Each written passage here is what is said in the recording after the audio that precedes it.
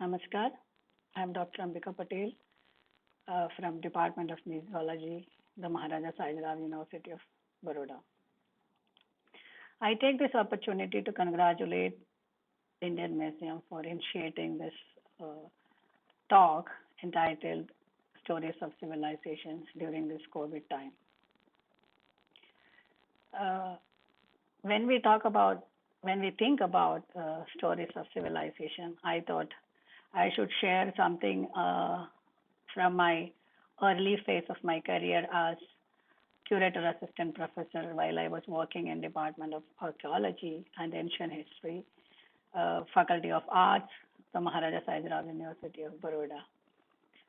This was a wonderful opportunity in the early phase of my career where uh, I was able to teach archaeology, teach about civilization for undergraduate and postgraduate students. At the same time, use the archaeological materials in the museum collection for education extension activities, specifically for school children. We were always targeting the younger generation because it was our aim to create awareness and make them more aware of the uh, civilizational perspectives in a better sense.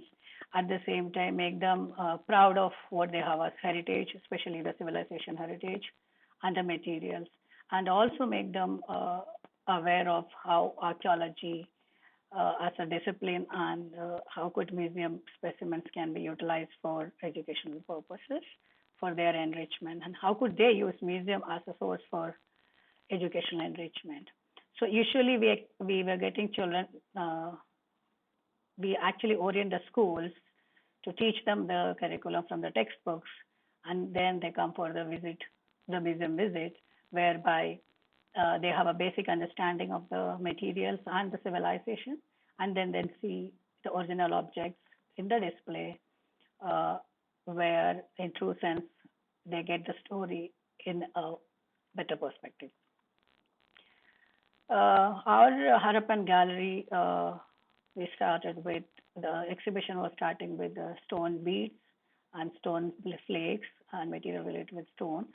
So the beginning of the gallery, we usually used to explain them about varieties of stone materials, how the raw material is, look like, and how the finished beads looks like, and what are the ways of procuring raw material during that time, and how a craftsperson was converting this crude looking stone piece into a fine looking finished bead.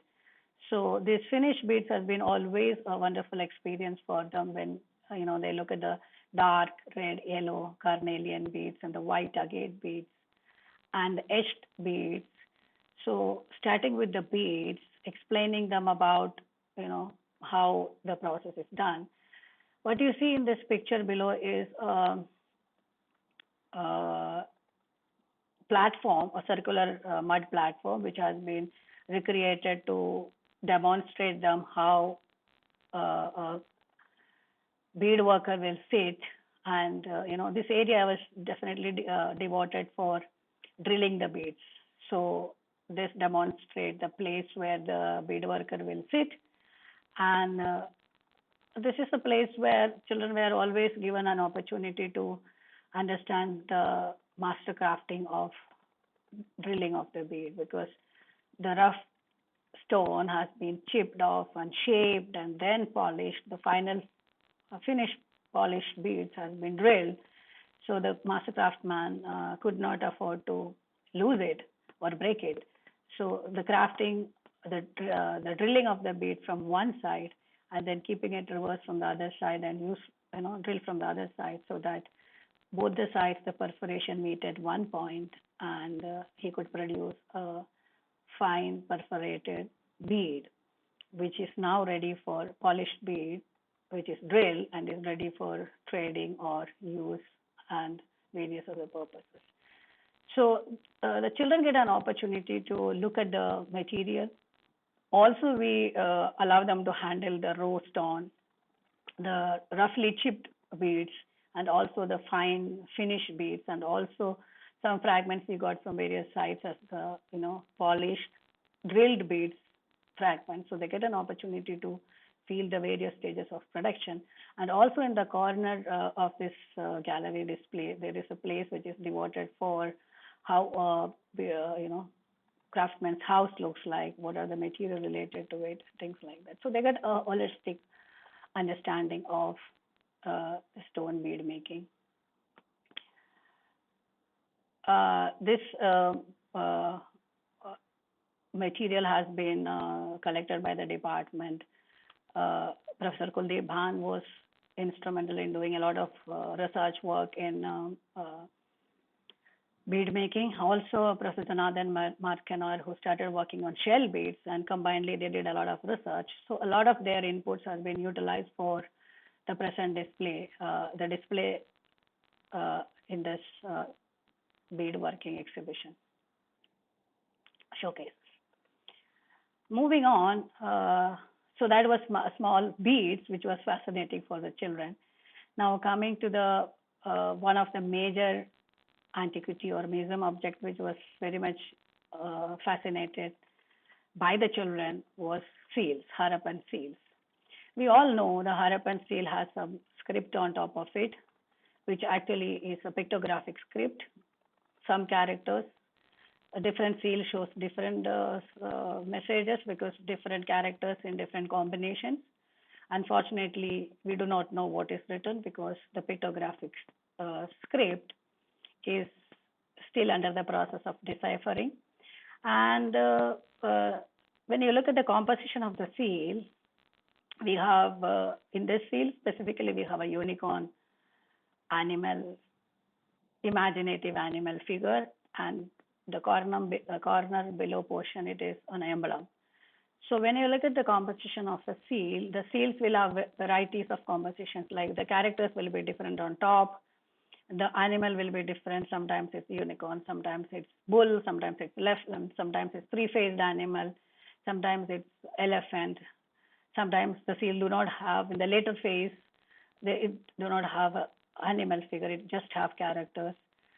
However and whatever, we believe this seals has been utilized for trade purposes.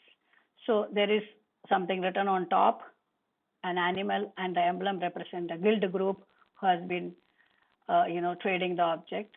So by looking at the variety of seals, we can understand there may be different groups who were trading, and these were their seals, their stamps, which has been showing their identity while trading. To supplement the use of, supplement the understanding of seal in the context, we have the clay sealings. Here in the picture, you can see a clay sealing. So clay sealing is the indicator which shows there is an impression of the seal on it.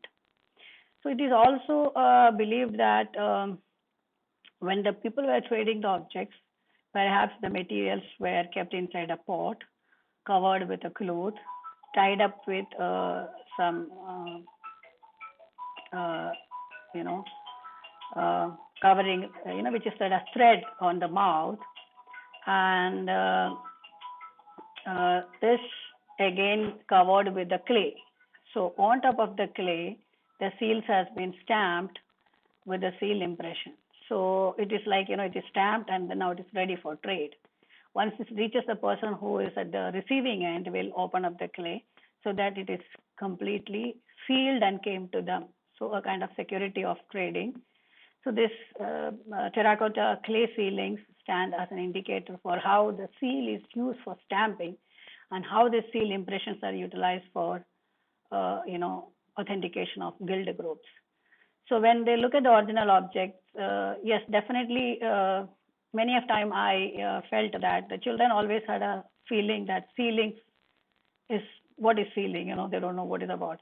And seals, they always had a feeling it is some bigger objects, because in their textbooks they see big pictures. And when they see the original smaller objects in actual size, I always, have felt that they are always, get wonder why when they look at, Harappan seal, original seal with a unicorn emblem. And for them, unicorn and the pictographic script and everything is filled with a lot of story behind it, because uh, there's a lot to say once the script is deciphered. Another seal, which is we don't have the original object, but we always use this picture in the PowerPoint to explain them, uh, where the seated figure, which is said as the horned deity. So he is depicted with a horn, which is on the crown, uh, and the plant is flowering out of it, growing out of the crown, and he's surrounded with plants and animals, and also characters on the top line of the seal. So the figure is represented sitting in a yogic posture. So we used to have a lot of discussion on this small seal, which is known as Pashupata seal. So Pashupati, Lord of Animals, who is the protector of plants and animals. So we used to explain about the significance of protection of flora and fauna around us, and how during the Harappan civilization time, a saint or a yogi who was, as a caretaker, called as Pashupati, was taking care of the plants and animals of the time in relation with the environment and environment protection, and for keeping the balance of the ecological systems in terms of flora and fauna. At the same time, yes, there is a message on top. So when the characters will be deciphered, possibly we can tell more stories about it, more meaningful, clear story about it. Yes, we always used to have a feedback from the children, because this is a post-visit exercise. After seeing all this collection, an exercise is basically, we used to do varieties of activity sheets. The one which you see in the picture was something on generally on the Harappan civilization. Start with seal impression. So some pictures were like incomplete seals, so they have to draw it up. Incomplete characters, they have to draw it up. They have small characters shown in bigger size so that they could fill it up. So it's basically giving them an opportunity to recapitulate, and then again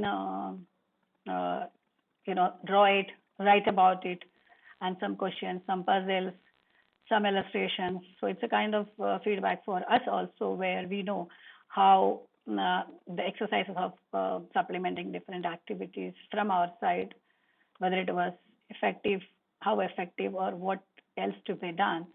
So it's a dual benefit, a benefit for the children, for us to understand how much they understood, and also to evaluate ourselves about our strength of the activity. This is a picture. The picture courtesy goes to Professor Janardhan Markenoyer. This actually we always use for talking about the jewelry. So the long elongated carnelian beads, the silver rings, the gold beads, the gold sheets, some wonderful object from Harappan civilization time, and also related with the mother goddess, the terracotta figure, and in which she is heavily ornated. Large amount of jewelry has been shown, and she's shown wearing all those things. So this is also a point where relating with the use of jewelry, and then how they are depicted in a different format. Yes, this popular dancing girl, I'm sure that everybody is known about her, because this is the very popular dancing girl, and she's very smaller in size, and we used to show the pictures to make them understand about it. Also, this has been used for talking about the metal casting technique. At the same time, the kind of jewelry she's wearing, the bangles, the necklace, the forehead band. So also used to explain about the jewelry, and then which is represented in a figurine. Coming to yet another very, very interesting, very heavily discussed image from the Harappan civilization was priest king. They always used to have a question like, okay, he looks like a priest, more a priest, because he's wearing a cloth on on one of the shoulders halfway through putting. Looks like a later Buddha, how he's putting this Sangati. And, he's having a beard and then half closed eyes. So, always the discussion went on talking about giving him a status of a monk or a priest. At the same time, he's wearing a band on hand, which has in the middle there is a jewel, and also a forehead band, which also has a jewel in the middle. So these two things possibly highlight the power emblem, which indicate the power he was exercising. So designating him as a priest king. So with a leader, spiritual leader, turned to be a ruler, possibly a king, with his dual responsibilities was one of the fact where we always try to connect it with Mesopotamian civilization and how priests were significant in their society. And possibly during the similar time, we also have this kind of figures represented. So children usually get to know about the different aspects of civilization. And also the Pashupata seal, which we have just seen, and the meditating priest, we try to connect all of them to the peaceful situations of Harappans, because during Harappan civilization, we don't get any warfare material. And we always try to look at them as peaceful Harappans, a common notion. So some of these objects also utilized for different types of interpretation. The last and the most important thing at the museum visit and the museum objects was the child burial. This is a child burial from a site called Nagwada, excavated by the department in early years of 1980s. So here we usually tell them about the burial practices, and because this burial has been excavated and scooped off in situ and become a display in the museum showcase. So it shows the burial goods. So talking about the directions in which the burials has been buried, and the burial goods associated with the burials and things like that. So we are just standing in front of that showcase. So there are some showcases also nearby, show some urn burials, which are the symbolic burials where the person dead and the body was missing, but the society possibly buried symbolically some pots with some material inside as an urn burial. So whenever I talk about, think of this now after so many years, when I think of the stories of civilization, I always remember this was a point where children were, this ignited minds were throwing 1,000 types of questions. And then some of the questions while you're answering, you feel, it's so difficult to make them understand because their interpretations about this old objects, their views about things are sometimes it's so much interesting because it will not, they are not ready to believe what we say. So I feel this point was an excellent part where when Harappan civilization burials were trying to make meaning to these children and they were trying to interpret them in their own way. Yes, now we have seen, so because at this point, I also take an opportunity to discuss them about the downfall of Indus Harappan civilization, where we all know there are different theories. So the most popular theory is the change of flood levels. So the river, when it gets flooded at monsoon seasons, and the flood level changes and the sites have got devastated. Another popular story is the spread of an epidemic disease, and possibly that epidemic disease might have killed a lot of people, and the civilization slowly declined. So now we all know, because we are facing the COVID situation, so we know how a small virus could affect the whole universe, the whole world, and killing so many people. And then when you look at the pictures from Brazil and US, we know, how the mass burials have been happening, how they have been, group burials, in one place has been done. So the effect of an epidemic or a pandemic disease, how society could get affected with that in due course of time, and slowly, possibly that was a reason of that time perhaps the civilization declined. So by looking at all the museum objects before they leave, we used to have a kind of quiz where they have given the sheets, quiz sheets. So they'll be moving around and seeing the object once again. They are free to move wherever they want to move and look at things. So this was a deliberate exercise towards the end of the museum visit, because then for answering the questions, they really have to go to each showcase, look at the material very closely, uh, read the labels, and sometimes they have to ask back the question to us to, make meaning and then write answers. So this was a point where, all their understanding has been poured out, and they go with the satisfaction, saying that, okay, they have seen the original object, they understood their context, they understood many things in relation with the Harappan civilization through the museum object. So this turned out to be, many a time a wonderful, successful learning experience for them, for us also. Uh, so these all were about the physical visits, children coming to museum. We are extending us, but now at this time of COVID, I think each one of us associated with museums should think of outreaching through digitally, through various digital platforms. I would like to bring your attention this recent post from CSMBS, where on 8th May they were doing Harappan civilization through museum object. It was an online class through their collaboration with NGuru. So the NGuru app has been downloaded to mobile, and children could go online to listen to the online classes from CSMBS based on the Harappan civilization material they have. Uh, so I think this is a wonderful initiative by CSMBS, and all of us, all other museums who has collection with civilization should think of various ways of outreaching through digital utilities.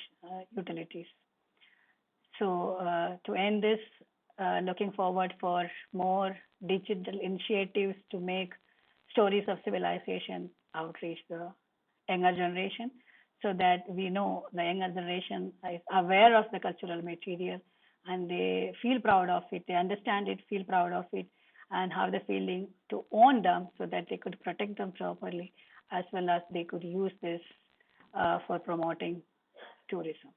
Thank you.